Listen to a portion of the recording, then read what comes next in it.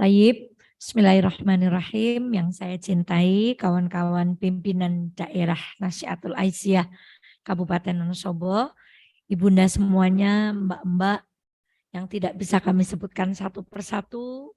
Mari kita kosongkan niat, ikhlaskan niat. Tidak mudah datang ke majelis ilmu saat liburan, nggih Bu. Karepe ajeng teng dalem, ajeng resek-resek, nopo ajeng dolan mawon. Insyaallah semoga hadir ibu semuanya di tempat ini menjadi pahala di sisi Allah Subhanahu wa taala. Kita mulai. Assalamualaikum warahmatullahi wabarakatuh. Alhamdulillahi rabbil alamin.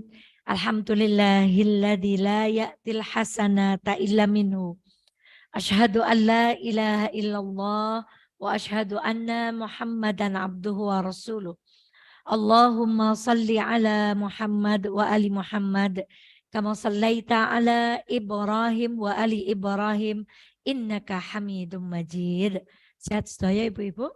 Alhamdulillah. Atas izin Allah, atas kasih sayang Allah, atas rahmatnya Allah, dengan perjuangan ibu masing-masing, kita diberi kesempatan oleh Allah untuk duduk di majelis ini. Semoga langkah kita dari rumah, meninggalkan kepentingan pribadi kita di rumah sejenak untuk duduk di majelis ilmu, menjadikan Allah ridho kepada kita semuanya. Ya Allah, kami tinggalkan anak-anak kami di rumah, kami tinggalkan suami kami di rumah, kami tinggalkan pekerjaan kami sementara di rumah, kami tinggalkan tugas-tugas kami yang lain, ya Allah. Tidak lain tidak bukan kami yang duduk di sini memohon ridho-Mu. Semoga dengan ini Allah menjadikan kita orang-orang yang dicintainya. Salawat dan salam semoga senantiasa terlimpah kepada baginda Muhammad Sallallahu Alaihi Wasallam. Andai semua wanita punya kesadaran untuk duduk di majelis ilmu, maka sebenarnya kita punya pengharapan yang besar supaya bangsa ini menjadi bangsa yang baik. Tapi Masya Allah, betapa sulitnya. Bahkan kadang-kadang kita yang sudah diduduk di majelis ilmu saja masih diuji oleh Allah melakukan hal-hal yang tidak dicintai oleh Allah. Maka mari Ibu, mengikuti sunnah Nabi, kita berdoa, Allahumma inna nas'aluka ilman nafi'an, wa rizqan thayyiban, wa amalan sholihan mutaqabbala. Semoga ilmu yang akan kita kaji pagi hari ini adalah ilmu yang akan membawa manfaat bagi kehidupan kita dan membawa efek positif dalam kehidupan kita sehari-hari. Saya awali dari Masya Allah, kenapa sih kita harus belajar tentang fikih pernikahan?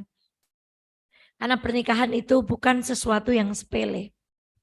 Saking dahsyatnya pernikahan, di dalam surat Ar-Rum, kalau ibu mengamati undangan itu, ayat pernikahan itu diawali dengan kalimat wa min ayatihi. Dijajarkan dengan wamin ayatihi yang jumlahnya 6 ayat. Dan itu berbicara tentang perkara-perkara besar. Diciptakannya manusia dari debu, dari tanah.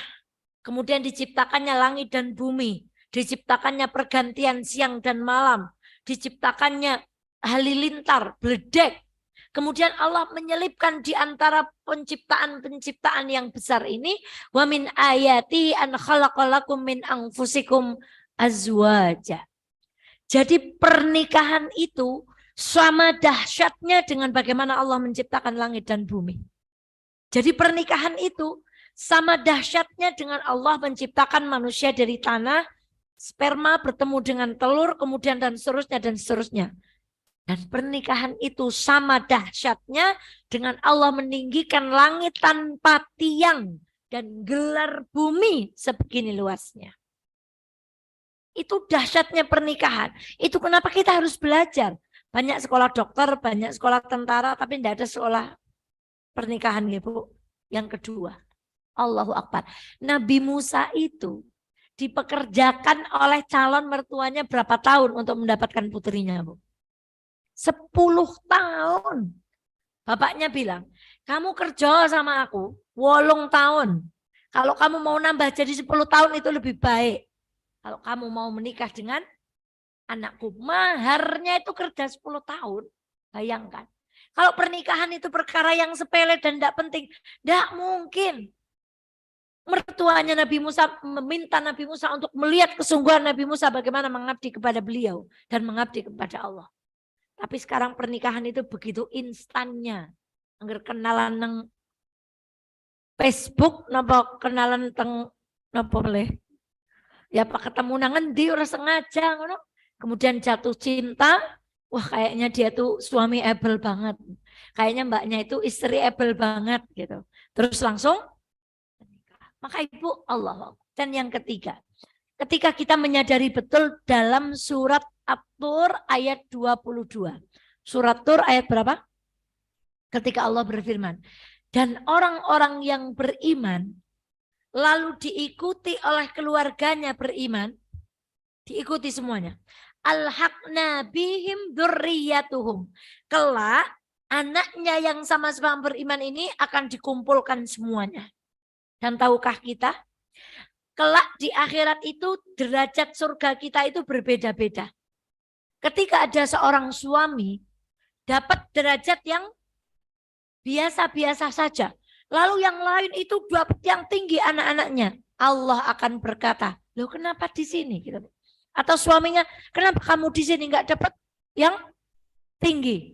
Kemudian kenapa dan seterusnya dan seterusnya. Sang suami akan berkata, ya Allah sesungguhnya dulu mereka bisa beramal seperti itu karena yang mencari nafkah siapa bu? Suaminya. Maka Allah akan mengangkat derajat suaminya sama dengan derajat yang paling tinggi di antara keluarganya itu. Maka di mana sepelenya pernikahan? Pernikahan itu luar biasa. Keluarga itu luar biasa. Kalau ada salah satu keluarga kita yang solih, dialah yang akan jadi standar kesolihan untuk semua keluarga. Insya Allah kita semuanya diboyong. Maka ibu, tidak lain tidak bukan, tujuan kita duduk di sini, Masya Allah, diantaranya untuk menjadikan kita istri yang baik, ibu yang baik. Baik, Bu, punya suami yang solih penting apa enggak? Penting apa penting banget? Tapi di Al-Quran itu ada 2 orang loh, bahkan nggak punya suami itu perempuan itu jadi wanita terbaik. Bu. Kemudian ada Asia, suaminya tuh ngaku Tuhan. Dugal napa dubugal banget. Tapi dia tetap menjadi perempuan yang terbaik. Jadi sebenarnya kalau kita mau menyadari diri, siapapun suami kita, untuk saat ini karena kita sudah menikah, itu tidak penting lagi. Yang penting bagaimana kita mensyukuri siapa suami kita sekarang dan itu kita jadikan jalan untuk kita menjadi istri yang baik. Memang ibu mau nyesal? Lah tukar tambah baik lah enggak bu? Kan enggak kan? Kecuali yang belum menikah masih ada kesempatan untuk apa? Meminta kepada Allah, minta suami yang salih, minta suami yang tampan, minta suami yang tajir, minta suami yang takwa. Kita yang sudah menikah, ibu gimana? Maka sebenarnya bagi kita yang sudah menikah, contoh 2 perempuan ini, bahkan satu nggak didampingi suami. Yang satunya lagi suaminya ngaku Tuhan. Tapi itu menjadi tidak penting bagi 2 orang perempuan ini, mereka tetap menjadi perempuan yang sempurna. Maka ibunda sekalian yang dirahmati oleh Allah, kalau cari jodoh sempurna ada nggak Bu, Mbak? Kalau sempurna udah nggak butuh kita Bu, ya nggak? Kalau suaminya sempurna masih butuh kita nggak? Enggak. Dan biasanya kalau laki-laki sempurna enggak mau sama kita ya Bu. Kamu bercanda Bu. Biasanya kalau laki-laki yang sempurna enggak mau sama kita. Maka ibunda sekalian yang dirahmati Allah, ini materinya unik. Tapi saya acung jempol ini sama ibu-ibu yang sudah sepuh kok masih mau datang. Karena ini mau bahas malam pertama. Pripun, mau ngulangi lagi ya Bu? Masya Allah. Tidak ada ilmu yang sia-sia. Tidak untuk kita, untuk anak-anak kita. Dan nanti malam kita bisa mengulangi. Karena malam pertama kita dulu SOP dan prosedurnya itu salah. Jadi nanti bilang sama suami, ya, karena dulu kita itu salah prosedurnya. Yuk malam ini kita baleni sesuai dengan prosedur yang kita pelajari. Baik, ibunda sekalian yang dirahmati Allah, apa yang terbesit ketika kita bicara malam pertama? Apa Bu? Jujur saja, begitu kan? Hubungan badan, begitu toh Bu? Sebenarnya malam pertama itu kan ya gampangnya ono nganten anyar, Urung tahu kenal, sing lanang karo sing wadon njur turu kumpul nang kamar satu. Itu malam pertama, begitu kan? Kemudian begitu sederhananya pikiran kita, sampai malam pertama itu hanya kita sejajarkan dengan berhubungan badan dengan suami yang sudah halal. Masya Allah. Kalau kita orang Islam, malam pertama bukan hanya itu. Tapi malam pertama, Masya Allah, Ibu, ketika kita bicara ngobrol dengan laki-laki lawan jenis yang bukan ada mahramnya, kalau nggak hati-hati itu bisa jadi dosa. Tapi malam pertama, seorang suami yang ngobrol dengan istrinya jadi apa? Jadi pahala. Kalau di luar, ketika kita belum menikah, memandangi laki-laki yang ganteng itu dosa apa dosa? Dosa. Tetapi ketika malam pertama ibu nyawang suaminya, itu dosa apa dapat pahala? Dapat pahala. Ketika kita belum menikah, menyentuh laki-laki yang bukan mahram itu apa? Dosa. Tapi ketika malam pertama menyentuh kulit pasangan kita jadi apa? Lantas alangkah ruginya orang malam pertama kok di otak sini pikirannya hanya maaf hubungan, padahal ada ibadah yang luar biasa. Dari mana kita tahu? Ya karena kita orang Islam. Semua yang kita lakukan dengan bismillah. Niatnya cari ridha Allah. Kita lakukan dengan tuntunan syariah. Semuanya jadi apa? Pahala. Maka ruginya orang Islam, datang dia ke malam pertama, dia tidak punya ilmu, niatnya kosong. Yang penting ketika sudah nikah saya selesai, dapat pahala apa? Ya. Maka suatu hari Rasulullah Shallallahu Alaihi Wasallam didatangi oleh seorang sahabat. Ya Rasulullah, apakah kalau kami itu menaruh syahwat kami di atas istri yang halal bagi kami, kami mendapatkan pahala? Ketika Rasulullah ditanya seperti itu, Rasulullah balik tanya, tapi itu jawaban. Kemudian Rasulullah berkata, apakah kalau engkau menaruh syahwatmu di atas perempuan yang haram untukmu itu dosa? Kira-kira jawaban laki-laki itu menjawab apa? Dosa. Ya sudah. Kalau menaruh syahwat di atas laki-laki yang bukan mahram itu dosa, maka menaruh syahwat di atas perempuan yang halal itu dapat pahala. Maka ibunda sekalian yang dirahmati oleh Allah, Allahu Akbar walillahilham, ini adalah malam rizki. Malam ini adalah malam rizki, di mana salah satu rizkinya kita diberikan pasangan yang halal. Karena banyak orang belum menikah nggak tahan dapat pasangan yang haram, mencari pasangan yang haram. Mbak-mbak, kalau mau cari suami kan kita sudah tahu kriterianya.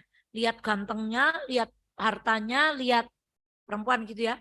Lihat keturunannya, yang terakhir lihat apanya? Agamanya. Mbak-mbak yang belum menikah, nih kalau mau cari suami, lihat hubungannya dia dengan Allah, lihat hubungannya dia dengan ibunya, lihat hubungannya dia dengan tetangganya atau teman sebayanya, dan lihat laki-laki itu gimana hubungannya dengan anak kecil. Sekarang hubungannya dengan Allah. Ibu, misalnya mbak-mbak atau putrinya ibu jatuh cinta sama seorang laki-laki. Itu suruh lihat DP-nya, Bu. Jur DP-nya di screenshot. Nah, setelah di screenshot, ibu bawa ke takmir masjid. Pak, Assalamualaikum, prepon. Niki wong lanang niki coketan teng masjid Al-Arqam apa orang? Nah, ternyata jawabannya takmir masjid, Masya Allah, ini, dia suka ngerebut pahala saya. Nah gimana? Sebenarnya muadzin Al-Arqam itu kan saya. Tapi mas ini tuh selalu datang lebih awal ngerebuti mic saya. Wah, cocok itu, Bu. Jadi kalau ada calon di screenshot dibawa kemana, Bu? Ibu keliling takmir masjid sekitar tempat tinggal mas itu, dicari laki-laki itu coketan di masjid apa? Enggak. Maka semoga nanti suatu saat datang di mana ketika laki-laki melamar seorang perempuan itu ibunya enggak tanya kerja di mana. Tapi kerja nak, kamu aktif di masjid mana? Lalu kita screenshot, jur kita buktikan kepada siapa? Takmirnya. Yang kedua tadi dekat sama siapa? Ibunya. Kita tanya ke tetangganya, jangan tanya ke ibunya, nanya ke tetangganya. Bu, nun sewu, Mas Niko naik kali ibu pripun nggih? Wah, itu kalau sama ibunya baik banget. Gak pernah marah, wong ibunya sudah meninggal. Bukan, Bu. Maksudnya tuh, dia sama ibunya tuh gimana? Masya Allah. Dia tuh kalau sama ibunya, Kalau mau berangkat kerja itu cium tangan minta doa. Bahkan kalau 10 meter pertama itu jalannya mungkur. Mungkur begini ngadep ibunya karena dada. Jadi nggak ngadep jalan gitu Bu. Wah ini kalau dapat ciri-ciri laki-laki yang seperti itu. Sayang sama ibunya sampai begitu langsung apa Bu? Cocok gitu ya Bu. Nah sekarang dicari lagi. Sama temannya gimana? Siapa temannya? Gimana siklusnya tuh gimana? Apa teman-teman yang suka bersihin masjid? Apa teman-teman yang suka nongkrong di kafe kemudian minum apa? Itu kita cari. Yang terakhir dekat dengan anak-anak. Dites Bu. Coba didekatkan anak kecil sama dia tuh reaksi dia tuh seperti apa. Nah kalau mbak-mbak dapat laki-laki yang kayak gitu, kalau jalan sama ibunya tadi madep mana Bu? Ngungkuri jalan karena dada dengan ibunya. Jangan ragu-ragu jadikan dia suami atau menantu. Taib ke malam pertama. Atas kisah sepakati dulu nggih, malam pertama tidak sama dengan tidak sama dengan berhubungan badan. Makanya Syekh Nasiruddin Al-Albani itu saya belum punya bukunya. Itu punya buku khusus namanya Adab Lailatuz Zafaf. Jadi bahasa Arabnya itu malam pertama itu Lailatuz Zafaf. Kenapa Bu? Masya Allah. Lailatuz Zafaf. Baik. Apa di antara hal-hal yang perlu kita perhatikan? Yang pertama, biasanya pengantin itu sudah sayah dengan acara resepsi, betul? Nah, sehingga ketika malam pertama langsung apa Bu? Turu saking napa nih? Saking sayang. Maka perlu diperhatikan sebenarnya yang meminta kita wedding sampai acara tungtang-tungtang itu siapa toh Bu? Rasulullah itu hanya meminta kita kalau kita menikah tasyakuran walaupun dengan seekor kambing. Lalu kambing itu mbok sembelih, mbok undang tetangga sebelah untuk diberitahu bahwa anak kita sudah menikah. Supaya tidak jadi fitnah. Besok kok melaku bareng kayak berdua karo wong lanang. Ya wong wes. Jadi yang nyuruh praweddingnya yang telaga menjer, turut ngalas. Terus neng tengah-tengah sawah, penekan turut wit pinus, ngono jane sapa? Jane sinten? Jane kita itu ikut siapa? Terus yang minta kalau menikah kita harus pakai pakaian akad sendiri, nanti resepsi jam 8 sendiri, jam 10 ganti hijau, jam 11 ke atas ganti kuning, besok itu siapa? Kita niru siapa? Terus yang meminta hidangan itu harus ada somai, mie ongklok, bakso, napa meleh? Soto, martabak, dawet, jenang, napa meleh? Es krim, dimsum, napa meleh? Itu jane sinten. Iya bagus, mau syukuran. Tapi kadang intinya itu lo nggak dapat. Justru kita itu mau mencari ridha Allah, malah di pernikahan itu kita mengundang maksiatnya Allah. Dengan banyaknya orang yang makan berdiri di tempat pelaminan kita. Dengan orang saling ketemu, orang salaman, bukan mahramnya salaman. Berapa banyak dosa yang kita ambil justru dari acara walimah yang kita ingin mencari ridhonya Allah, malah mengumpulkan maksiat. Dados, sebenarnya kalau mau dapat malam pertama yang keren, yang bagus, itu pengantin jangan terlalu capek. Kemudian yang kedua, ketika seorang laki-laki dan perempuan itu akad, maka laki-laki dan perempuan ini saat itu juga dituntut jadi laki-laki dan perempuan yang romantis. Ibu romantis apa enggak? Ibu romantis apa enggak? Sekarang ada tipe 4 perempuan. 1, perempuan yang di rumah itu biasa, di luar rumah dandan. Ini golongan perempuan yang rawan. Kenapa Bu? Di rumah apa? Di rumah kayak kuntilanak, metu kayak bidadari. Ini golongan perempuan yang apa? Rawan. Jenis perempuan yang kedua. Di rumah dandan, nek arep metu duandane luweh maning. Ini kategori perempuan yang mengkhawatirkan. Napa Bu? Di rumah napa? Duan-duan nang jawab.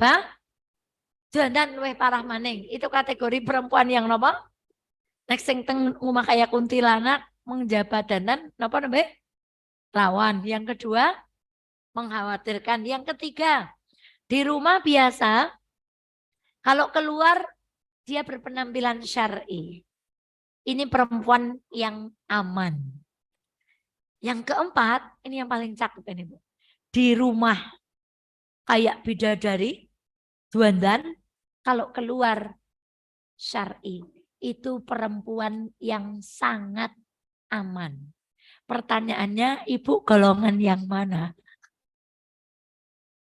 Yang mana, Bu? Ya Allah. Maka Mbak Eva, ya Allah, tidak bosan-bosan ngulangi, Bu. Jadi perempuan itu jangan kayak gedebok pisang.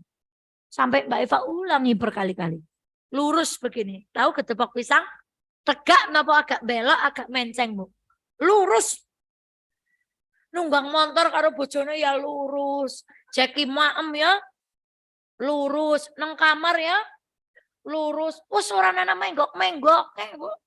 Mbok kalau numpak mobil itu suaminya dipegang tangannya. Capek, Pak? Gitu. Mama ngantuk? Enggak kok. Kadang saking terpaksanya kita melek nemeni suami biar enggak tidur itu udah tidur aja kalau ngantuk daripada cerita di bulan baleni. Karena ternyata ngantuk itu ceritanya di itu usaha kita supaya kita jangan jadi perempuan yang kayak gedebok. Pisang kan berkali-kali Mbak Eva sampaikan ini di majelis taklim. Ya kalau di rumah juga jangan gitu. Kalau dipanggil Bu, ya jangan kayak gitu. Meskipun ibu bukan tipe yang romantis, ayo berusaha. Kita dipanggil Bu, ibu jawabnya apa? Dalam sayang, ada apa? Gitu. Jangan kayak gedebak pisang, Bu, durai bojone eling nyelukna, Bu, ya eling semaur. Apa? No. Bu, ya Pak. No. Jadi ibu tuh jangan kayak gedebak pisang. Jadi yang luwes begitu jadi perempuan itu. Nah, jadi begitu akad kita dituntut menjadi perempuan dan laki-laki yang romantis. Bu, kalau suami lagi dahar, jangan lempeng-lempeng aja. Ibu datangi, deketi, nyobain dong ya, gitu. Terus ya terus kan piringnya tolong. Nah, emoh, nyono apa? Dulang, lah mam dawet emoh, dulang pokoknya. Itu bahwa kita itu dituntut menjadi perempuan dan laki-laki yang romantis. Baik, kita masuk pada malam pertama. Oh, satu lagi. Diupayakan kalau ibu itu moro tuwo, nopo ibu itu calon pengantin. Ini khususnya bagi laki-laki. Yang paling baik itu sebenarnya kalau rumahnya mertuanya ibu itu luas, itu ibu enggak apa-apa malam pertama tidur di situ. Tapi kalau mertuanya tipe RSSSS, singkatan dari apa? Rumah sangat sempit sampai sahur, maaf ya, ini kita bicara fikih ya, sampai seks, sampai senggama saja sulit. Nah, itu jangan sampai. Karena jadi malam yang tidak berkesan. Jadi bagi ibu yang calon mertua itu putranya disiapkan kamar yang private, yang ada kamar mandinya di dalam. Jangan di luar ya kok pergi melayu-melayu isuk-isuk begitu ya. Meskipun kita konteksnya bicara malam pertama tidak sama dengan maaf seks. Kemudian laki-laki sebelum menikah, ndaklah dia itu punya rencana. Lah, karena saya pengen memberikan yang terbaik untuk calon istri saya akan sewa homestay semalam atau salah satu kamar di homestay semalam. Nanti begitu selesai nikah, tamu ini rampung, kalau ajeng izin kali bapak ibu, ajeng pindah teng homestay. Sehingga ada kebebasan buat perempuan untuk berbicara dengan laki-laki. Ini persiapan. Ini yang banyak dilupakan oleh para calon dengan sedalam melih mantu. Gitu Bu. Amin. Siapa lagi yang sedalam melih mantu? Uti, pun rampung Uti? Oh sudah rampung. Siapa lagi yang mau mantu di sini? Itu. Disiapkan kamar yang baik. Nah itu. Masuk ke malam pertama. Sudahlah singkat cerita, deng. Nah. Bagi mbak-mbak calon pengantin, ketika sebelumnya itu kan biasanya luluran. Ya, Bu. Luluran seumur hidup sekali. Ketika mau jadi pengantin. Kemudian perhatikanlah maaf bulu-bulu dan kuku-kuku. Karena Rasulullah itu mengajarkan kepada kita ada 5 fitrah. Salah satunya adalah memotong kuku dan mencukur bulu-bulu. Rasulullah tidak pernah membiarkan kuku dan bulu itu lebih dari 40 hari. Artinya sebelum itu Rasulullah selalu apa? merapikan, mencukur, dan seterusnya. Maka bagi kita perempuan, nanti kalau ibu mau ngulangi lagi remedi yang malam pertama. Mergane wingi nilainya salah njur ngenjang mungkin dalu nyuwun remedi. Nah, kita siapkan dulu luluran, go hembody, go napa niki? Bu Firman guyu-guyu. Nanti malam mau remedi. Astagfirullahaladzim. Saya juga tak remedi lah nanti malam lah Bu. Kita siapkan baunya yang wangi, pakaian yang dipakai yang gambar bunga-bunga, warnanya pink atau merah, gambar kucing-kucing atau gambar apa. Kan pernah saya sampaikan tadi Majelis Bu. Ibu tuh harus punya pakaian namanya orang sekarang sebut lingerie, betul Bu? Pakaian, maaf kalau pakaian seksi begitulah. Yang warnanya pink atau merah, langsung cetuar atau kuning gitu Bu. Jangan yang abu-abu gitu apa. Ya pokoknya ibu harus punya itu. Kemudian kita bersihkan diri sehingga ketika kita bertemu dengan suami, kita berada dalam keadaan prima. Kalau kita menyiapkan diri, para sahabat dulu, sebagaimana pasangan kami menyiapkan untuk kami pun mempersiapkan diri untuk istri kami.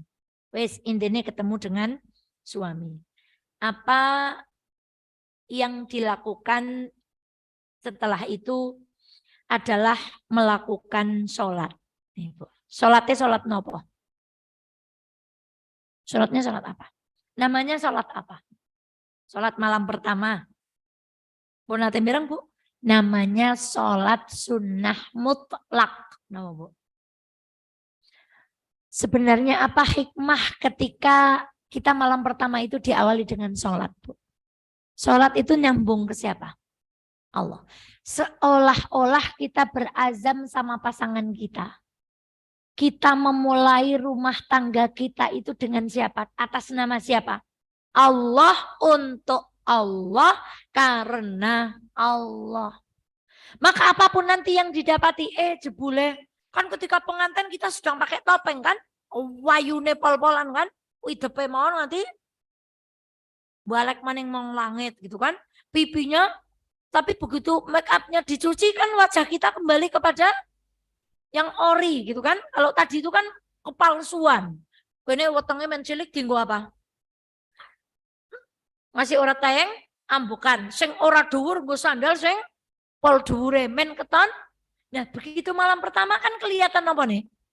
Ya asline, sing asline pesek ya keton pesek, sing mandan gelap ya gelap, sing mandan endap ya endap, sing mandan bunder ya bunder. Tapi kalau kita sudah memulai semuanya karena Allah, maka nikah itu dua. Sebelum menikah itu karena, setelah menikah itu meskipun. Apa Bu? Sebelum menikah apa? Karena. Setelah menikah maksudnya apa? Karena kamu cantik aku mencintaimu. Karena kamu kaya aku mau menikah denganmu. Karena kamu penyabar, aku mau dilamar olehmu. Karena kamu terlihat penyayang, aku mau dilamar olehmu. Setelah menikah jangan karena Bu, tapi meskipun. Meskipun kamu galak, prige mening, nyong ya tetap cinta. Meskipun kamu enggak romantis, prige maning, wong wis bojo, aku akan tetap bersabar. Jadi sebelum menikah nopo? Karena. Setelah menikah, meskipun, pokoknya kayak ngapa bentuknya sih, meskipun Anda seperti ini, saya tetap akan menerima. Maka ibunda sekalian yang dirahmati oleh Allah, sholat. Tentu saja sholat tersebut sudah kita dahului dengan apa? Berwudu. Nah, setelah sholat, kemudian kita berdoa. Doanya bebas, doa mutlak. Tapi ada doa yang muqayyad. Apa itu doa muqayyad? Ketika setelah usai sholat, sang laki-laki meletakkan tangannya di ubunnya perempuan.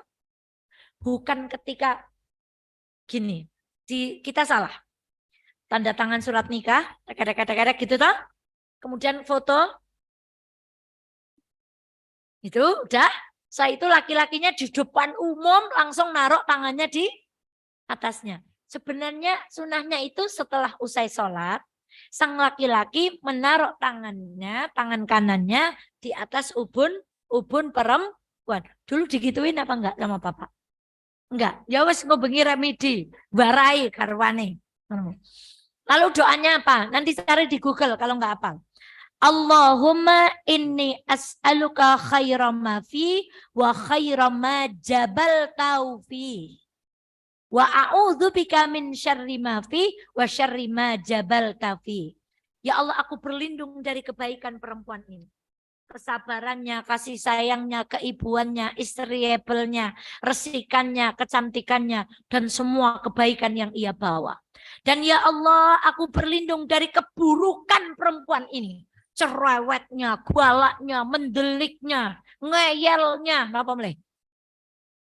Tidak sabarannya, gerusah-gerusuknya, dan semua keburukan yang ia bawa ya Allah.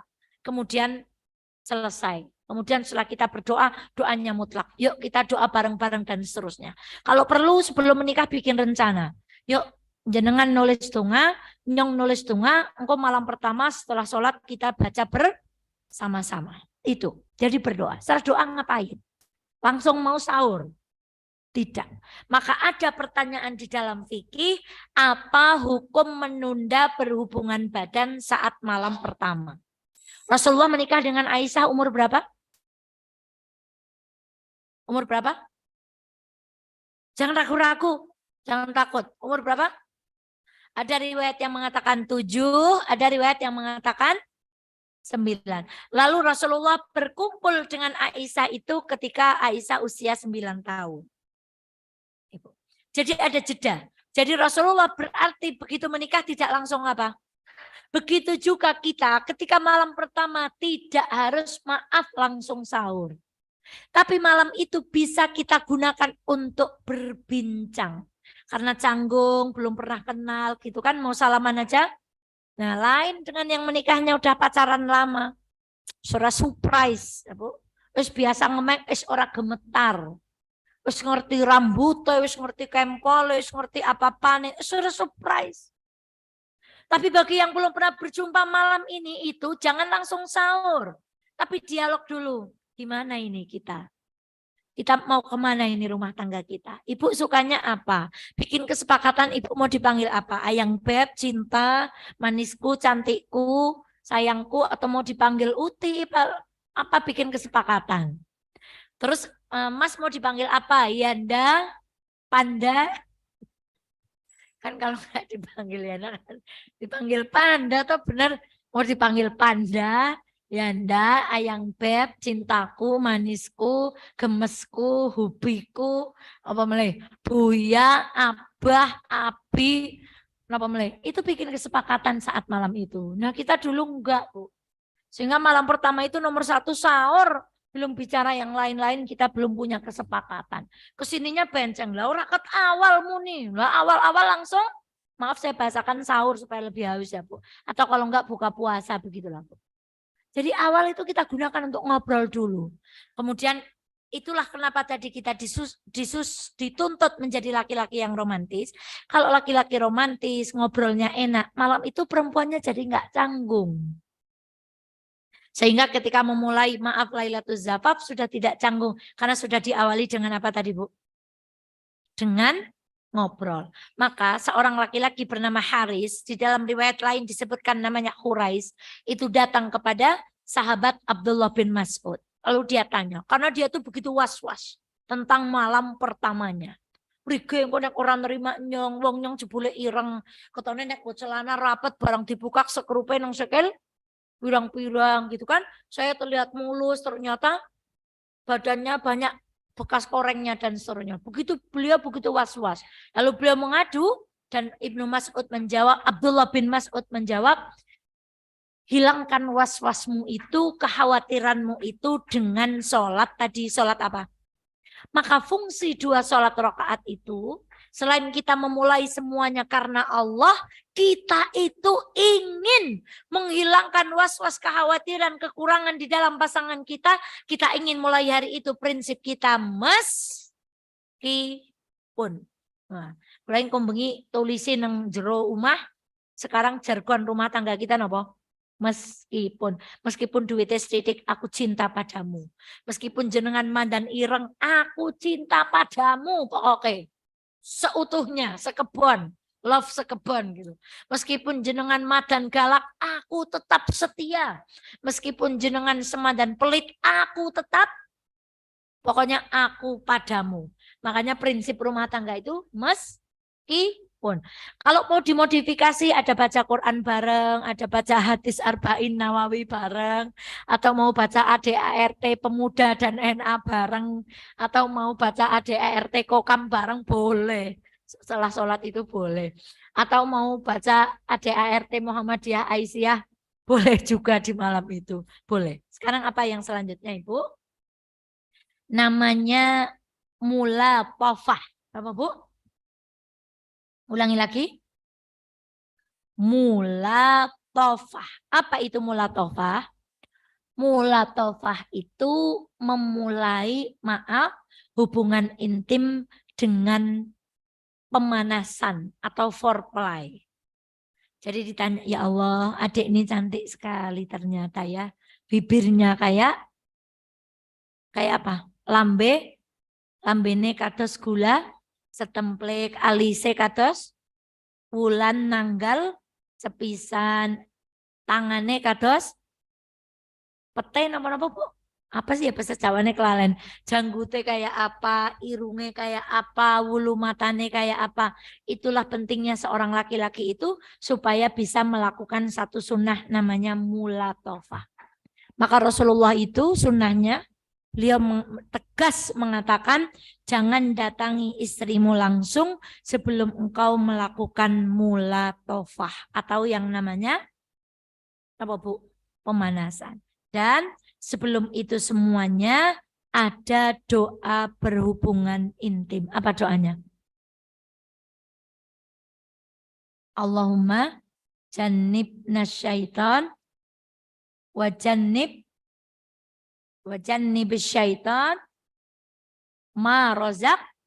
Nah, ya Allah, jauhkanlah kami dari godaan setan dan jauhkanlah anak keturunan yang akan engkau berikan kepada kami dari setan. Sampun apal dongane? Dereng. Yang belum pengantin baru alhamdulillah punya ilmu. Yang sudah lawas nganti belum apal nanti ngeprint tempel di dipan. Ora kabeh dongake bismillah. Maka wong Indonesia paling apal tuh doa mau makan. Allahumma barik lana fima rozaqtana karo bismika Allahumma ahya wa bismika amu. Terus liane bismillah kabeh. Mau naik kendaraan bismillah, pakai baju baru bismillah, istri baru bismillah. Kan mergane ora apal dongane. Maka hafalkan doanya, nanti ngeprint tempelkan di mana?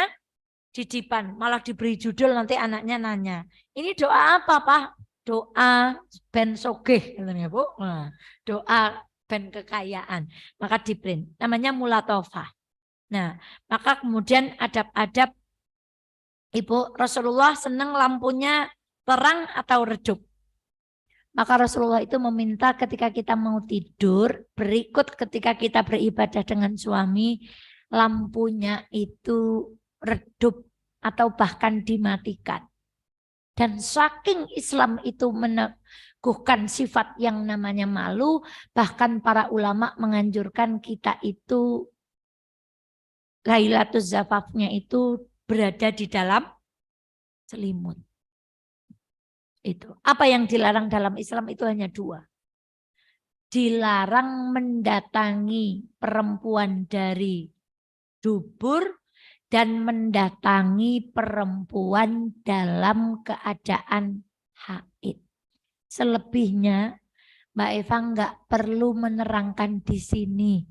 Ibu mau gaya selomerto, mau gaya kali beber, mau gaya kali kajar, sepuran, nopo gaya. Nanti mana yang saya disebut kali bawang itu diperbolehkan di dalam Islam dengan tetap memperhatikan adab-adabnya. Contoh, boleh nggak di ruang tamu? Ya kalau Anda memastikan bahwa putranya Anda tidak bangun atau tidak sedang dengan ada orang lain, dengan kaidah-kaidah tadi Rasulullah tetap berada di dalam selimut. Kemudian lampunya napa Bu? Diredupkan karena malu itu adalah sifatnya agama Islam. Maka yang demikian boleh. Maka yang ini tidak saya ceritakan atau kapan-kapan kita bahas adab berhubungan intim. Karena judulnya hari ini adab malam pertama. Sudah. Andai ada yang memilih tidak berhubungan malam itu, tidak apa-apa. Kalau ada yang memilih berhubungan malam itu, perhatikan adabnya. Sekarang selesai. Apa yang harus dilakukan? Langsung tidur napa pripun? Rasulullah tidak pernah tidur dalam keadaan tidak suci atau total dalam keadaan hadas. Ibu kalau habis junub wudhu itu hadasnya hilang apa enggak? Enggak. Tapi kan sudah tidak total. Karena sudah dikurangi dengan apa? Wudhu. Maka ibu wudhu itu 3 kali. Ketika mau sholat, ketika tadi itu Lailatul Zafaf itu sholat kemudian kita awali dengan wudhu. Dan kemudian wudhu itu kita lakukan ketika kita selesai beribadah dengan suami. Maka Rasulullah bersabda, kalau engkau ingin mendatangi pasanganmu untuk yang kedua kalinya, maka berwudulah. Karena kata Rasulullah, dzalika ansyab, itu lebih memberikan semangat. Itu lebih menyegarkan badan, itu lebih baik. Mungkin para dokter perlu meneliti apa efek wudhu bagi laki-laki dan perempuan yang ingin mengulangi hubungan badan di malam itu. Karena semua syariat yang disyariatkan Rasulullah tidak ada yang sia-sia. Maka ibunda sekalian yang dirahmati Allah, jangan lupa sebelum kita beranjak ke tempat tidur setelah beribadah, Ibu, dengan suami, kita melakukan apa, Bu? Wudhu. Supaya itu menjadikan lebih semangat. Nah itu. Maka ibunda, itu diantara hal-hal yang perlu diperhatikan pada malam pertama. Jangan terlalu capek, dituntut menjadi laki-laki yang romantis, menyiapkan badannya masing-masing. Sing wadon sing mandan kukune ireng ya disikat. Sing untune mandan kuning ya sikatan begitu. Yang enggak pernah pakai kumur-kumur ya pakai kumur-kumur atau ngemut permen relaksa. Saya tahunya kalau di iklan ngemut permen relaksa itu bisa keluar I love you, I miss you gitu Bu. Bukan baik dewek ngemut permen relaksa nyur ketika di kamar nyur keluar I love you, I miss you gitu. Iklan itu luar biasa. Menggeser ilmu agama jadi yang seperti itu tuh luar biasa. Kemudian setelah itu apa tadi Bu? Sholat. Betul? Setelah sholat apa? Berdoa. Kemudian laki-laki meletakkan tangannya di mana? Di ubun-ubun sambil berdoa. Nanti doanya di-print untuk remedi. Setelah itu sebelum masuk kepada zafaf yang intinya disunahkan untuk mula tofah atau yang disebut dengan pemanasan. Jangan lupa memulai hubungan suami istri dengan apa tadi? Doa. Doanya tadi sudah kita sebutkan pertama. Kalau selesai bilang alhamdulillah lalu apa? Berwudu. Bagi laki-laki dan perempuan sebelum berwudu disunahkan untuk mencuci, mohon maaf, alat kelamin terlebih dahulu, diteruskan dengan wudu, baru bismika Allahumma ahya wa bismika amut. Nah, terus mbak-mbak mana yang belum menikah angkat tangan. Dulu pernah kita pelajari boleh kita mengajukan diri pada laki-laki soleh. Atau boleh minta tolong laki-laki untuk mencarikan suami kepada kita. Contoh nyuwun tolong simbah. Mbah, mungkin nek onten sing teng soft pertama. Salate khusuk kula purun mbah. Jebule simbah kundur jumuahan sing digawa simbah-simbah. Kenapa Bapak Ibu? Karena yang nempati soft pertama biasanya sepuh-sepuh dan simbah-simbah. Nggak ini Mbak Eva bercanda. Ibu biar nggak terlalu tegang. Sing enom-enom biasanya nang coba cek sholat Jumat. Yang soft pertama itu tua atau muda? Tua. Mula jangan pesen simbah. Yang soft pertama, aluwong nyekrinsut njur takon karo takmir niki wong tau keton nang masjid ora? Sebab nek pesen karo simbah soft pertama bukan digawakna sing nang soft pertama. Biasanya laki-laki yang muda-muda ini datangnya carry. Dan doa masuk masjid itu bukan Allahumma ftahli abwaaba rahmatik, tapi bismika Allahumma ahya wa bismika. Begitu Jumatan masuk soft langsung. Maka suaminya ibu itu kalau kondur Jumatan ditanya, tadi Jumatannya apa? Suami saya kadang enggak, tadi dapat bonus dari Allah. Bonus apa? Ngintip surga. Alias apa, Bu? Nah, itu, Bu. Jadi mbak-mbak itu boleh mengajukan diri kepada laki-laki yang solih. Ingat, tidak ada pasangan yang sempurna. Karena kalau sempurna enggak butuh kita. Dan biasanya kalau sempurna enggak mau sama kita. Ngaten nggih, Bu? Saya mengucapkan selamat remedi kepada ibu-ibu. Nanti malam jangan lupa kundur dari acara ini mampir ke toko yang jual lingerie. Atau apa? Baju seksi. Pilih yang gambar bunga-bunga atau gambar kucing. Yang warnanya pink, yang sininya agak terbuka. Warnanya merah merona. Itu, Bu. Jangan lupa beli itu. Maaf, ini Vicky, saya boleh berbicara ini. Kalau lagi seperti itu beribadah dengan suami, jangan gunakan celana warna abu-abu begitu, Bu. Merah itu kan, kuning itu apa maning, ijo apa maning, sing urung sebutna, oranye, jembon gitu, Bu. Jangan yang blewuk misalnya. Itulah ibu udah tahu sendiri. Maka bagi yang belum menikah bersyukurlah sebelum menikah dapat ilmu seperti ini. Dulu Ustazah Eva nggak pernah dapat ilmu seperti ini ketika sebelum menikah. Jadi menikah ya sependek pengetahuannya saja. Maka kami yang sudah menikah berazam nanti malam mau remedi. Semoga nilainya dari angka 6 jadi nilai 9. Artinya apa, Bu? Kenapa kita perlu belajar seperti ini? Tidak ada kata terlambat. Kalau kita punya ilmu, berarti kita punya kesempatan cara kita berumah tangga. Memperbaiki cara kita berumah tangga dengan suami kita. Cara romantisme kita dengan suami kita. Bahkan Rasulullah, tadi saya terlewat, ini sudah saya tutup. Untuk mencairkan suasana malam pertama Rasulullah dengan Aisyah.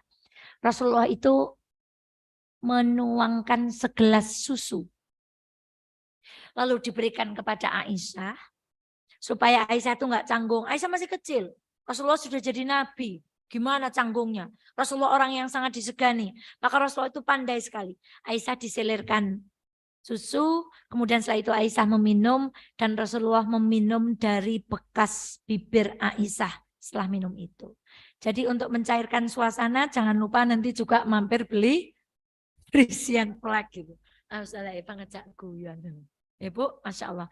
Ini ujian selama liburan ini majelis taklim itu ujian buat kita.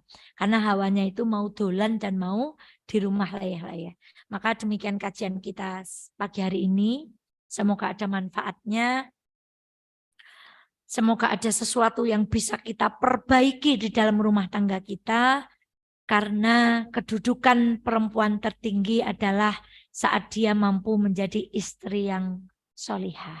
Karena dengan istri yang solihah itu Rasulullah membiarkan kita masuk surga lewat pintu manapun yang kita pilih.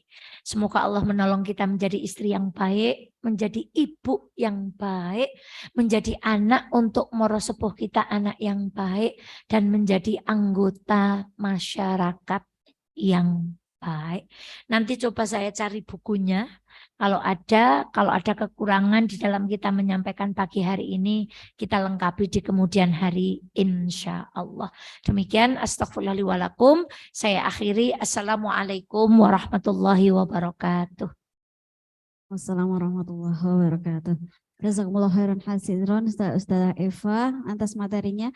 Semoga untuk sesi selanjutnya kita buka untuk termin tanya jawab. Hatam insya Allah. Atau sudah paham semua? Atau Sudah. ada yang mau menanyakan cara mencarinya itu Ustazah Eva? Untuk lelaki yang soleh itu di sini kebetulan banyak yang belum mendapatkan Cara pasangan-pasangan. yang Masya Allah. ya.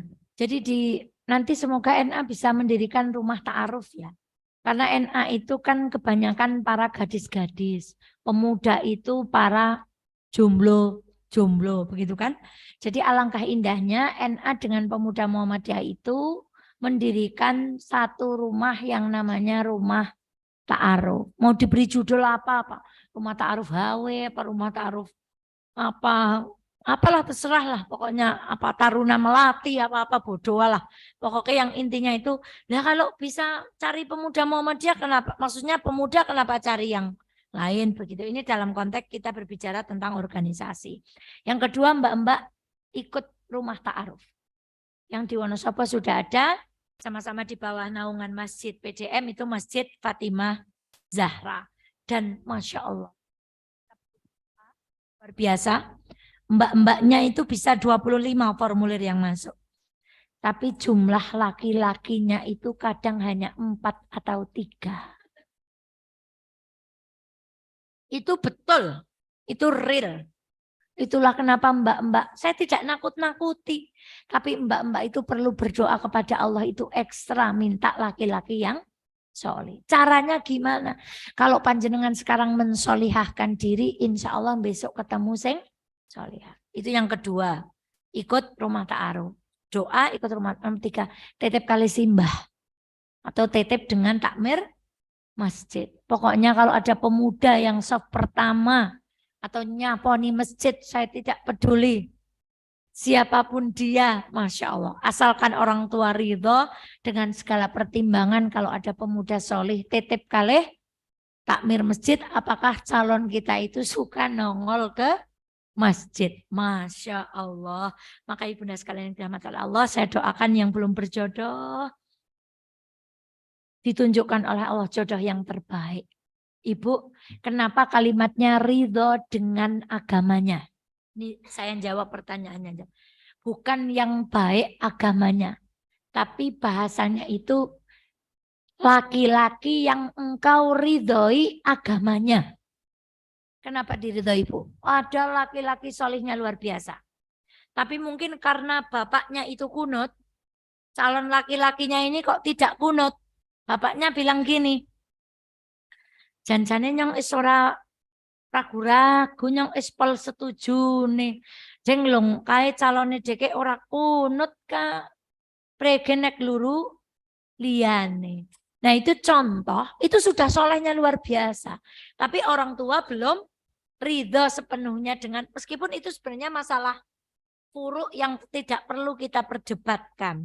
Itulah kenapa bahasanya Rasulullah itu sangat indah. Jadi ridho sekabeane. Panjenengan kunut saya tidak kunut, panjenengan tahlil saya tidak tahlil misalnya. Panjenengan tidak tahlil saya tahlil, itu diridhoi agamanya. Nah, kemudian laki-lakinya baik, ke masjid terus dan seterusnya dan seterusnya. Tapi dia itu tidak bisa, mohon maaf, sepertinya senengnya aktivis terus, ora tahu nggak teknanggon bab nafkah. Maka keridhaan kepada agama ini kenapa menjadi puncak syarat? Karena biasanya laki-laki yang solih itu juga memperhatikan nafkah bagi keluarganya. Maka kemarin ada ceramah yang ekstrim menurut saya. Kalau kita tidak maknai dengan ilmu, kata Dr. Erwandi Tirmidzi, ahli ekonomi Islam, itu berkata, ajari anakmu berdagang, bukan ajari anakmu bersedekah. Ini jangan diputus. Seolah-olah kita ngajari anak kita jadi anak yang apa? Pelit, itu bukan. Maksudnya apa? Mencari nafkah wajib atau apa? Bersedekah hukumnya apa? Sunnah. Dahulukan yang wajib, baru kemudian kita akan cinta kepada yang sunnah. Artinya apa? Kalau anak-anak kita sekarang sudah menjadi anak-anak yang kuat, kita latih mereka berdagang, kita latih mereka mencari uang, kelak mereka akan menjadi laki-laki yang bertanggung jawab terhadap nafkah keluarganya. Sehingga fungsi perempuan itu ya betul-betul pendamping, bukan menjadi tulang punggung. Itu. Maka sekali lagi ini tidak boleh dipotong, butuh kajian yang lebar. Maka carilah laki-laki yang kita ridhoi agamanya. Sholatnya bagus, insya Allah bisa cari nafkah. Kalau hasil itu wilayahnya Allah. Karena rezeki kita itu sudah dipaket sampai kita mati rezeki kita itu sudah paketan. Kita ambil dengan cara yang haram ya paketnya segitu, kita ambil dengan cara yang halal ya paketnya segitu. Yang perlu kita perhatikan rezeki yang kita dapatkan berkah. Pun sing dereng nikah, mugi-mugi dengan sergap ngaji dapat jodoh yang soleh. Apa sing kagungan cowok teng mriki monggo pados niki sing mbak-mbak teng majelis taklim niki. Jo, karo anake nyong bae. Saudara Eva punya cowok tapi baru 2 bulan. Nah, jadi belum bisa besanan.